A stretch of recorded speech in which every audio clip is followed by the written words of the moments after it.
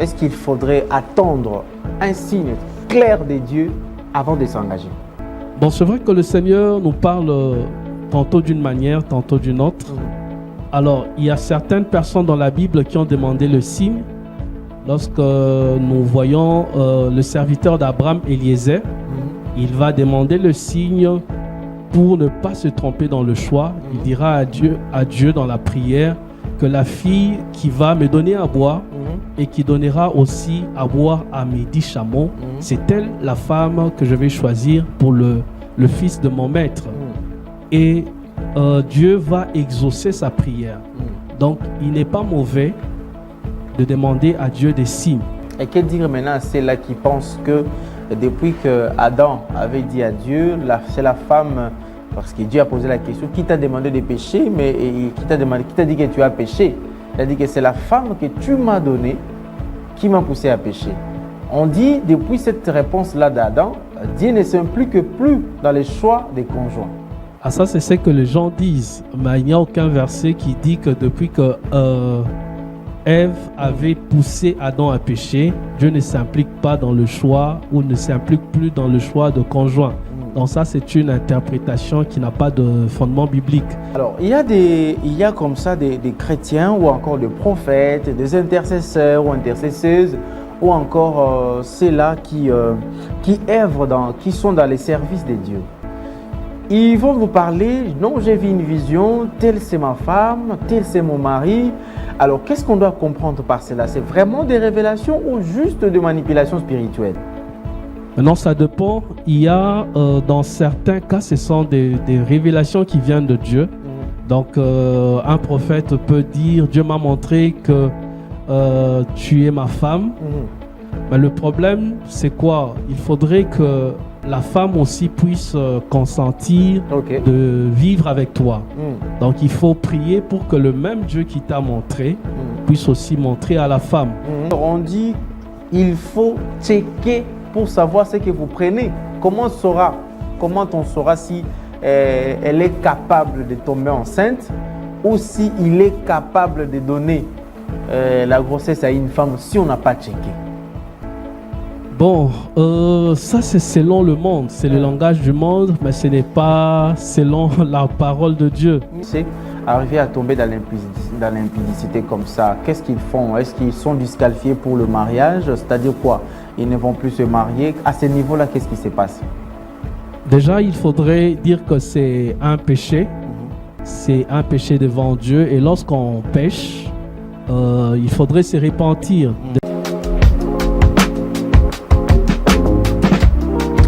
De la révélation au mariage, comment vivre des fiançailles en tant que chrétien et comment surtout faire le choix d'un conjoint. Et nous allons développer ces sujets avec le pasteur Landry Djibikila sur ce plateau. Aujourd'hui, nous touchons quand même à cette question parce que plusieurs personnes disent que non, Dieu ne contribue plus dans les choix des conjoints depuis que Adam lui avait demandé, est-ce que lui avait dit, c'est la femme que tu m'as donnée qui m'a induit en erreur. Nous allons en parler en long et en large avec le pasteur Landry Djibikila juste après ceci.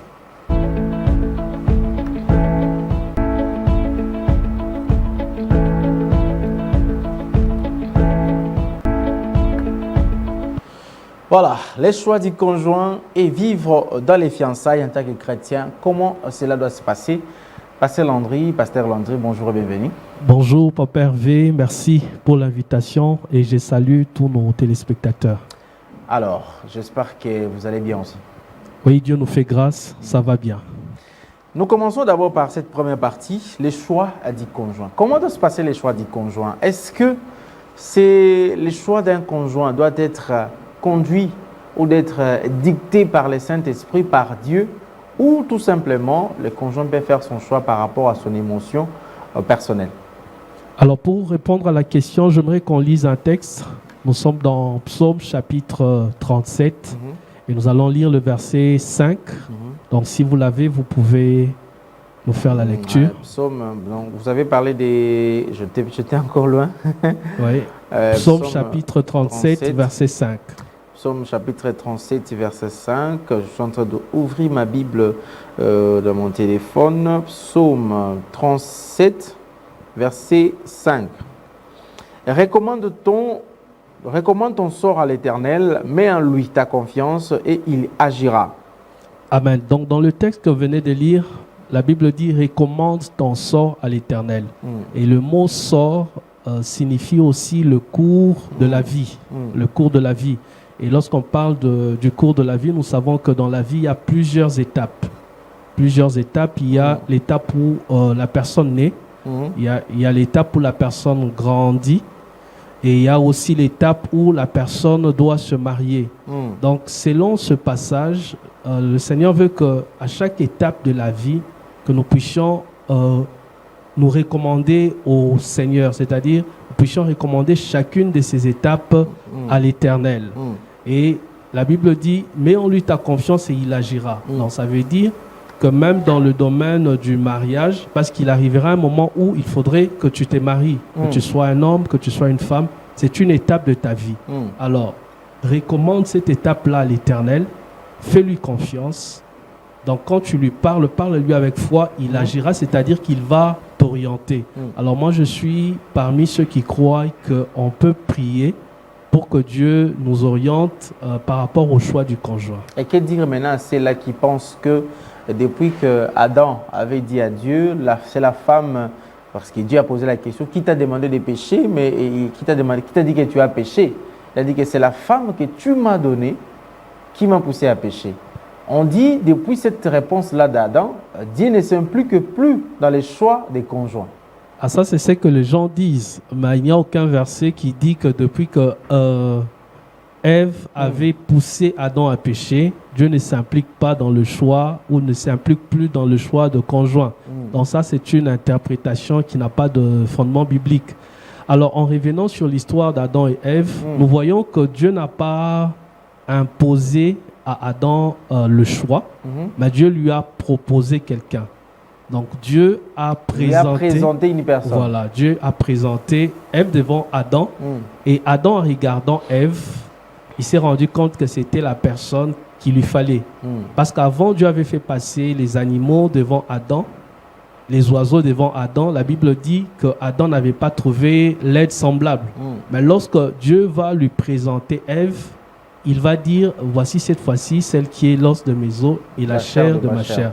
Donc le travail de Dieu, c'est de nous présenter la personne, mais c'est lui qui va approuver ou valider la personne. Ce n'est pas Dieu, c'est l'homme. Donc Dieu, après avoir présenté à Adam, Ève, c'est Adam qui a validé en disant, voici cette fois-ci celle qui est l'os de mes os, la chair de ma chair. Dans d'autres termes, Dieu va juste nous conseiller, Dieu va nous proposer la personne, mais la dernière décision nous revient. Alors, lorsque nous faisons le choix et qu'après ça ne marche pas, nous ne devons pas accuser Dieu. Nous devons assumer nos responsabilités. Et moi, je dirais que ce que Dieu nous montre comme conjoint, c'est toujours la bonne personne. La preuve, c'est que malgré le péché d'Adam et Ève, malgré qu'ils ont été chassés du jardin, ils n'ont pas divorcé. Ils sont restés ensemble. Pourquoi? Parce que c'était le choix, c'était la proposition de Dieu. C'est peut-être parce qu'il n'y avait pas d'autres femmes à cette époque. Si Adam se décidait de divorcer, avec qui allait se mettre? Parce qu'il n'y avait qu'un seul être semblable à lui. Oui, mais Adam pouvait aussi dire, comme tu m'as induit à l'erreur, on se sépare. Mais il ne l'a pas fait. Donc ça veut dire quoi? Lorsque Dieu nous oriente à travers le choix que nous devons faire, ça ne signifie pas que les problèmes n'arriveront pas. Donc les problèmes peuvent arriver, mais malgré les problèmes, nous resterons ensemble. Pourquoi? Parce que Dieu, quand il te propose quelqu'un, c'est que c'est vraiment ton partenaire de destinée. Donc Dieu nous donne la personne qu'il nous faut réellement. Et en parlant justement de l'histoire d'Adam et Ève, il va dire... voici cette fois-ci l'os de mes os, la chair de ma chair. Donc, il cherchait une aide semblable. Alors, qui est la personne la mieux placée dans cet univers pour te présenter ton aide semblable si ce n'est que Dieu, si ce n'est que le Créateur? Parce qu'il te connaît mieux. Donc, il connaît la personne qu'il te faut pour que tu puisses accomplir le but pour lequel il t'a envoyé sur la terre. Est-ce qu'il faudrait attendre un signe clair de Dieu avant de s'engager? Bon, c'est vrai que le Seigneur nous parle tantôt d'une manière, tantôt d'une autre. Alors, il y a certaines personnes dans la Bible qui ont demandé le signe. Lorsque nous voyons le serviteur d'Abraham, Eliezer, il va demander le signe pour ne pas se tromper dans le choix. Il dira à Dieu dans la prière que la fille qui va me donner à boire et qui donnera aussi à boire à mes 10 chameaux, c'est elle la femme que je vais choisir pour le fils de mon maître. Et Dieu va exaucer sa prière. Donc, il n'est pas mauvais de demander à Dieu des signes. De demander à Dieu, j'aimerais que la femme que je vais épouser soit comme ça, que tu me donnes tel signe, que la femme puisse avoir un tel visage, que la femme puisse ce jour-là s'habiller de telle couleur. Donc, quand tu le fais avec foi, le Seigneur peut te donner le signe. Mais ça ne signifie pas qu'il ne passera que par le signe. Donc, Dieu peut aussi te parler par la conviction intérieure. Donc, Adam, on ne dit pas qu'il avait demandé un signe, mais en voyant Ève, intérieurement, il était convaincu que c'était la bonne personne. Donc, Dieu nous parle tantôt d'une manière ou d'une autre. Il ne faut pas seulement attendre le signe. Ça peut passer par le signe, surtout si tu le demandes à Dieu, mais tout comme ça peut venir aussi par une forte conviction que Dieu met dans ton cœur. Comment connaître la volonté de Dieu lorsqu'on veut faire un choix d'un conjoint? Comment connaître la volonté de Dieu? C'est vrai qu'on ne peut pas toujours passer par les signes, mais on doit être quand même convaincu que, en tout cas, Dieu est d'accord avec ses choix. Comment être convaincu, mais comment savoir ou connaître la volonté de Dieu? Alors, il y a d'abord la volonté générale de Dieu qui se trouve dans la Bible. Et c'est aussi important, ça nous permet d'éliminer déjà certaines personnes. La fois passée, nous avons dit que la volonté de Dieu est qu'on se marie entre chrétiens. Déjà, lorsque la personne est païenne, vous voyez déjà que c'est en dehors de ce critère, de ce premier critère-là. Et à part cela, il y a aussi la volonté particulière que Dieu a pour chacun. Comment connaître cela? C'est à travers la prière. Dieu peut te parler à travers un songe, à travers une vision. Et nous pouvons aussi connaître la volonté de Dieu par l'observation. Donc, lorsque vous observez la personne, vous côtoyez la personne et vous pouvez déceler certains éléments qui ne sont pas conformes à la volonté de Dieu, qui ne sont pas conformes aux critères que vous avez du profil de la femme ou de l'homme que vous voulez épouser. Et donc maintenant, quelqu'un peut être aussi sincèrement aimer une femme, aimer un homme, mais être aussi à la volonté de Dieu, hors la volonté de Dieu.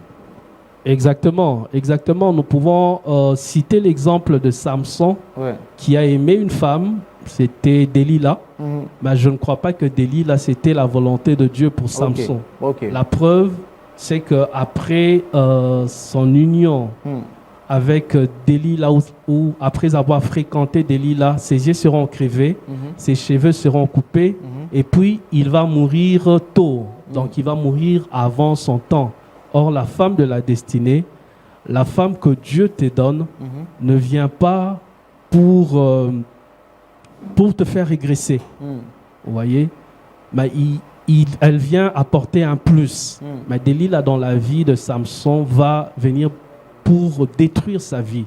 Donc, ce n'était pas le choix de Dieu. Et pourtant, il y avait l'amour. Donc, il peut y avoir de l'amour sans être dans la volonté de Dieu. Voilà pourquoi le mariage, c'est vraiment une institution divine. Avant d'y entrer, il faut prier, il faut être sage pour ne pas faire le mauvais choix. Est-ce que si, parce que vous avez donné l'exemple de Samson, est-ce que si on arrive à rencontrer des exemples tels que Samson, on peut se dire, pendant que vous êtes déjà marié, en tout cas, ça, ce n'était pas la volonté de Dieu, je m'étais trompé et c'était moi-même, j'ai cru que c'est Dieu qui me l'a demandé. Est-ce qu'à ce niveau-là, on peut aussi dire, ça, c'est Delilah de cette génération, en tout cas, je dois me séparer? Alors, le mieux serait d'observer cela pendant les fiançailles. Donc, pendant les fiançailles, parce que pendant le fiançailles, on a encore la possibilité de divorcer, de se séparer. Mais une fois qu'on a épousé la personne, on s'est marié, alors on est déjà dans le mariage, on ne peut pas divorcer pour n'importe quel motif, sauf pour infidélité. Ok. Donc s'il n'y a pas infidélité, vous serez obligé de rester avec la personne et d'intercéder pour que la personne puisse changer. Donc voilà pourquoi, au lieu que nous puissions avoir un mariage malheureux, c'est vraiment important de bien préparer le moment de fiançailles, de prendre le temps de bien s'observer pour ne pas regretter une fois marié. Alors, il y a comme ça des chrétiens ou encore des prophètes, des intercesseurs ou intercesseuses ou encore ceux-là qui œuvrent, qui sont dans les services de Dieu. Ils vont vous parler, non, j'ai vu une vision, telle c'est ma femme, tel c'est mon mari. Alors, qu'est-ce qu'on doit comprendre par cela? C'est vraiment des révélations ou juste des manipulations spirituelles? Maintenant, ça dépend. Il y a, dans certains cas, ce sont des révélations qui viennent de Dieu. Donc, un prophète peut dire, Dieu m'a montré que tu es ma femme. Mais le problème, c'est quoi? Il faudrait que la femme aussi puisse consentir de vivre avec toi. Donc, il faut prier pour que le même Dieu qui t'a montré puisse aussi montrer à la femme. Parce qu'il y a mariage lorsqu'il y a consentement de deux personnes. Ouais. Alors, Dieu ne va pas nous obliger à épouser quelqu'un qu'on n'aime pas. Donc, il faudrait que la même révélation que Dieu t'a donnée, que Dieu puisse aussi donner, oui, que Dieu puisse le donner à ton partenaire ou à ton futur partenaire pour qu'il n'y ait pas de conflit après. Pourquoi? Parce que le Seigneur ne voudrait pas que les gens se marient par obligation. Donc Dieu ne nous oblige pas à faire de choses. Mais si, je vous ajoute cette question, mais s'il s'est fait maintenant, Dieu m'a montré à moi. Moi, je suis serviteur, je suis prophète, quelque chose comme ça, Dieu m'a montré à moi. Mais la sœur avait déjà des intentions avec un autre frère. Et elle ne se donne plus, elle ne cherche plus à savoir ce que Dieu m'a montré à moi pour qu'elle demande aussi si c'est vrai ce que Dieu m'a montré ou pas. Et qu'il là-bas, il y a vraiment silence total. Qu'est-ce qu'on doit faire à ce niveau-là? Oui, donc Dieu vous révèle que c'est la femme de votre destinée. Oui. Mais elle est attirée par une autre personne. Alors, si c'est vraiment elle, votre femme, elle finira par être convaincue. Donc, il faudrait continuer à prier. Le Seigneur peut lui donner des signes aussi. Le Seigneur peut lui parler, que ce soit à travers un songe ou à travers d'autres personnes, pour qu'elle puisse quitter la relation qu'elle avait commencée pour vous rejoindre. Mais ça ne doit pas être forcé. Donc, ça doit se faire de manière libre. Alors, maintenant, la dernière question, parce qu'on va quitter cette partie des choix, parce qu'on doit entrer maintenant dans les... Comment vivre dans les fiançailles. Est-ce que l'attirance physique joue aussi un rôle? Tout à fait. L'attirance physique joue un rôle. Lorsque nous lisons la parole de Dieu, la Bible dit que Rachel, qui était la femme de Jacob, était belle de taille et de figure. Alors, je crois que... Pour moi, ça qui t'occupait un peu... Pour que tu aies prière en tout cas, je crois que ça faisait aussi partie des éléments qui ont poussé Jacob à désirer, à vouloir épouser Rachel. Mais, la beauté physique, elle est importante, mais ça ne doit pas être le seul critère. Parce qu'il y a beaucoup de gens, surtout les jeunes aujourd'hui, qui ne se focalisent que sur l'apparence extérieure, sur la beauté extérieure. Alors que dans la parole de Dieu, on nous parle de la parure intérieure de la femme. Donc, c'est un esprit doux et paisible. Alors, au-delà de la beauté physique, cherche à épouser aussi une femme qui a la parure intérieure, qui a un esprit doux et paisible. Parce que si vous épousez une femme querelleuse, vous risquez d'attraper certaines maladies. Parce qu'à chaque moment, il faudrait chercher à régler des problèmes, de conflits. Et vous risquez de mourir tôt. Donc, la beauté, c'est bien, la beauté physique, mais ça ne doit pas être le seul critère. Alors maintenant, nous allons passer à cette deuxième partie qui consiste à comment vivre les fiançailles en tant que chrétien. Mais tout d'abord, est-ce que les fiançailles, c'est biblique ou c'est juste une tradition sociale? Oui, le fiançailles est biblique. Nous voyons l'exemple de Joseph et de Marie. La Bible dit que Joseph était fiancé à Marie. Donc, si Joseph était fiancé à Marie, ça veut dire que le fiançailles est biblique, ça existe. Et pendant leur moment de fiançailles, ils se sont gardés purs. Donc, ils ne vivaient pas ensemble, ils ne sortaient pas ensemble. Et c'est ça le modèle biblique des fiançailles. Malheureusement, aujourd'hui, nous voyons, même dans les églises, les personnes qui sont fiancées sortent déjà ensemble, ils vivent déjà comme des mariés. Et ça, c'est un péché. Et ça, c'est contraire à la parole de Dieu. Ok. Et à cela maintenant, est-ce qu'on va dire que vous allez connaître votre conjoint comment si vous ne vous fréquentez pas, vous ne vivez pas ensemble? Les fiançailles selon la Bible, donc vous dites là, nous sommes un peu loin. Comment nous allons nous connaître? Parce que la définition que nous avons de la société, on dit c'est la période où on doit connaître sa tendre épouse. Mais comment faire? Alors, la connaissance que nous devons avoir de l'autre pendant les fiançailles, c'est la connaissance du caractère de chacun. Oui.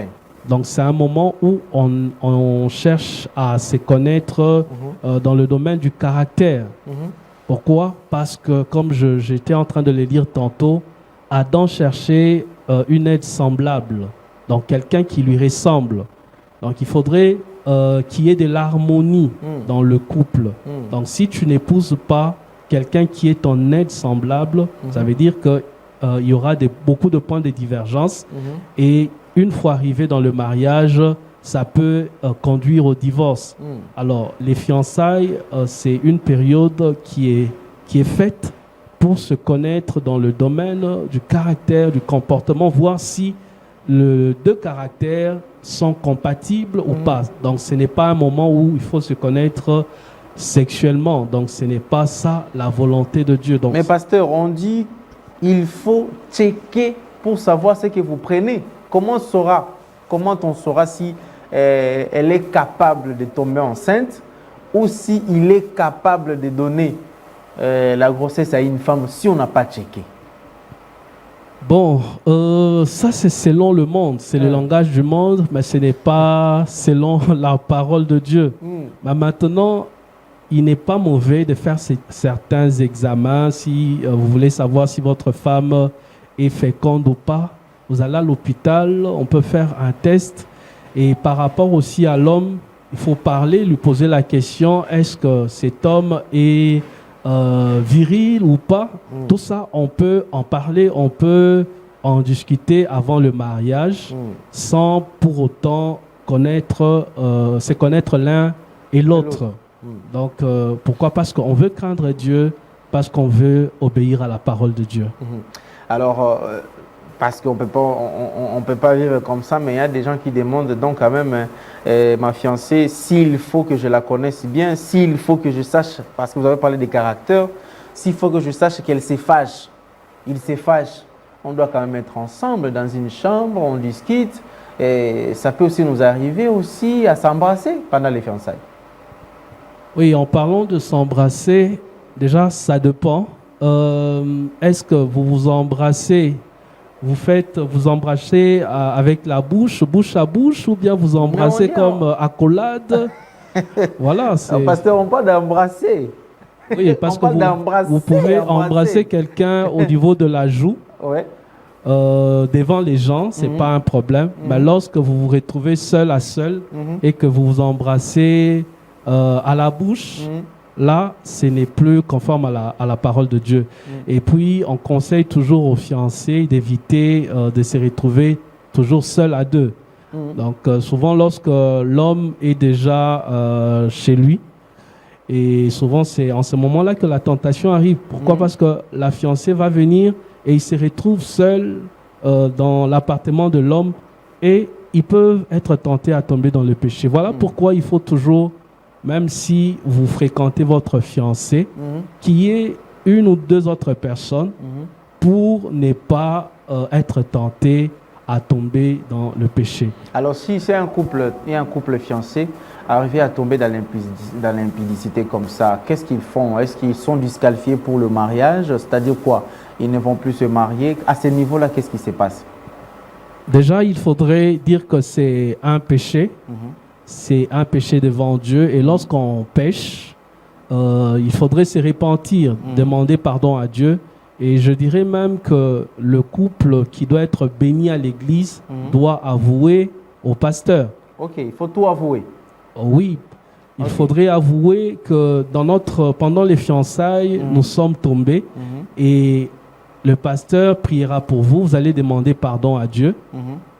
Parce que quand vous avouez, vous allez faire un effort de ne plus retomber.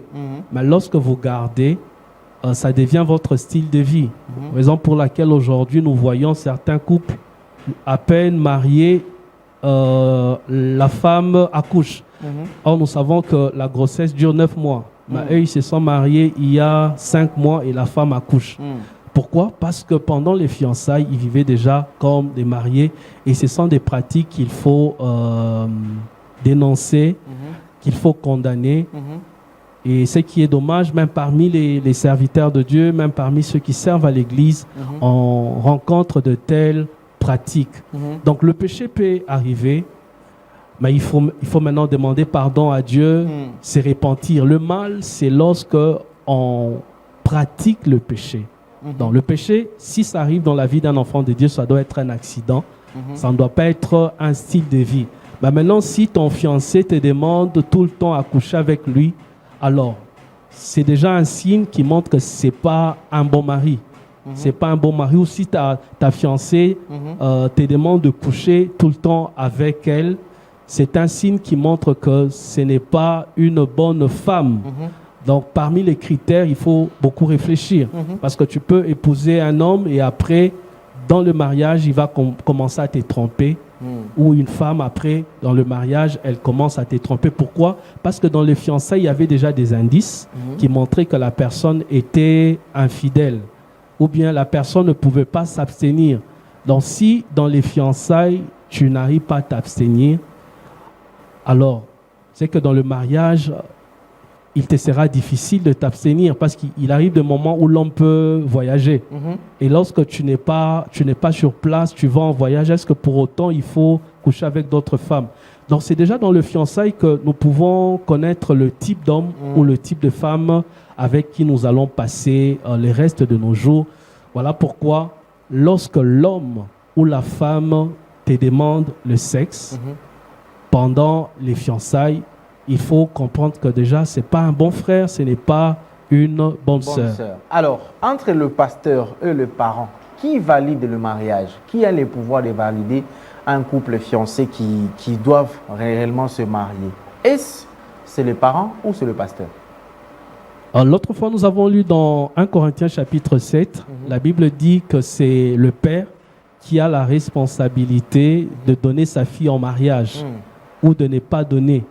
Donc, c'est aux parents, c'est au père que revient la décision de marier sa fille ou pas. Donc, ça veut dire que lorsque tu veux te marier et que ton père refuse que tu te maries, en ce moment-là, il sera difficile qu'il y ait mariage. Donc, il faut prier pour que le père soit convaincu. Mais le pasteur peut refuser. Si le père accepte, il y aura quand même mariage. Donc, c'est pour dire que la décision revient beaucoup plus au père qu'au pasteur. Donc, le pasteur n'est là que pour conseiller. Alors, pasteur Landry, les minutes le temps nous fait défaut parce que c'est beaucoup de choses encore à dire. Mais le temps est épuisé, mais quand même, vous organisez une activité à l'église. Alors, vous pouvez un peu nous en parler. Pendant ce temps, la réalisation, on peut voir aussi l'affiche par rapport à cette activité que le pasteur Landry organise à l'église EGJC. Alors, l'activité aura lieu la semaine pascale. Ça sera du vendredi 10 au dimanche 12 avril 2026, de 15h30 à 19h30. Et le thème de cette activité s'intitule « Sortir de prison satanique et familiale ». Donc, il y a beaucoup de gens qui se retrouvent spirituellement dans des prisons.